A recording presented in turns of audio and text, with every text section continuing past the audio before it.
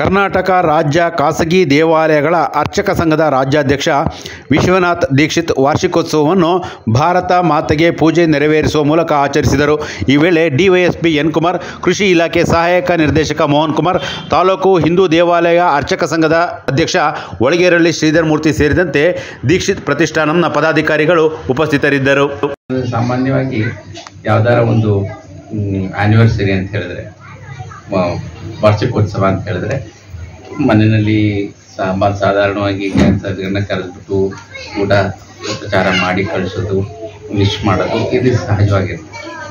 ಆದರೆ ಅದೇ ಒಂದು ಕಾರ್ಯಕ್ರಮವನ್ನು ಸಮಾಜಮುಖಿಯಾಗಿ ಕನ್ವರ್ಟ್ ಮಾಡಿರೋದು ನಿಜಕ್ಕೂ ನನಗೆ ಬಹಳ ಸಂತೋಷವಾಗಿದೆ. ಪ್ರಶ್ನೆಗಳು ಸಾಮಾನ್ಯವಾಗಿ ಸಜ್ಜನ ವ್ಯಕ್ತಿಗಳಿಗಷ್ಟೇ ಬರುತ್ತೆ ಅಂತ ನಾನು ಹೇಳಲಿಕ್ಕೆ ಇಷ್ಟಪಡ್ತೀನಿ. ಶನೇಶ್ವರ ಟೆಂಪಲ್ನಲ್ಲಿ ಪೂಜೆ ಮಾಡ್ತಾಯಿದ್ರು. ನಾನು ಪ್ರತಿ ವಾರ ತಪ್ಪದೇನೆ ನಾನು ಟೆಂಪಲ್ಗೆ ಹೋಗ್ತಾ ಇದ್ದೆ, ಶನೇಶ್ವರ ಟೆಂಪಲ್ಗೆ.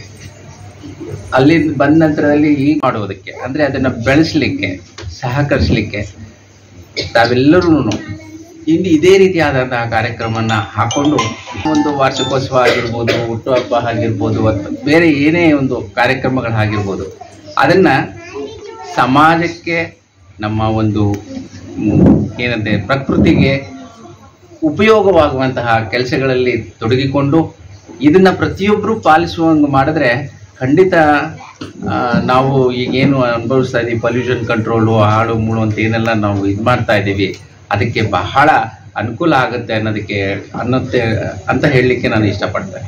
ನಿಜವಾಗ್ಲೂ ಐಶ್ವರ್ಯ ಯಾವುದು? ಆರೋಗ್ಯವಾಗಿ ಐಶ್ವರ್ಯ. ಆರೋಗ್ಯಕ್ಕಿಂತ ಐಶ್ವರ್ಯ ಯಾವುದೂ ಇಲ್ಲ.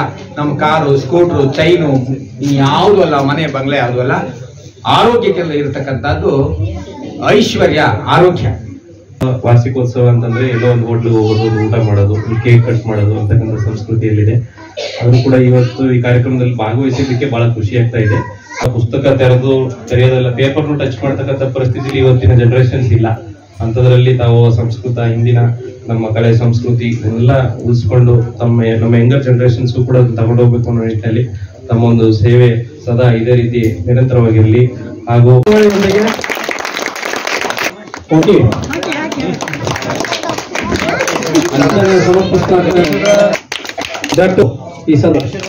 ಆದರ್ಶ ಸಹಜ ಒಳ್ಳೆಯದು, ಆದರೆ ಪರಿಪಾಲನೆ ಮಾಡೋದು ಬಹಳ ಕಷ್ಟ.